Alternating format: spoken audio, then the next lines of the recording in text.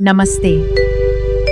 आपका स्वागत है भक्ति मार्ग चैनल पर। राधे राधे। ब्रज की पावन भूमि पर जहाँ हर कण में कृष्ण है, वहाँ राधा रानी की लीला अपरंपार है। आज हम चलेंगे बरसाने की उन गलियों में जहाँ राधा रानी का नाम हर सांस में बसता है। राधा केवल एक नाम नहीं, यह भक्ति का सर्वोच्च रूप है। उनकी नजर से ही कृष्ण संपूर्ण है। जब राधा रानी श्याम कहती है तो वृंदावन मुस्कुरा उठता है। बरसाने वाली राधा का प्रेम, त्याग और समर्पण इतना गहरा है कि स्वयं भगवान कृष्ण भी उनके चरणों में समर्पित हो जाते हैं। आज भी जब कोई सच्चे मन से राधे राधे कहता है तो राधा रानी उसकी पुकार जरूर सुनती है। उनके प्रेम में डूब जाना ही सच्ची भक्ति है। राधे राधे कमेंट में जरूर लिखें।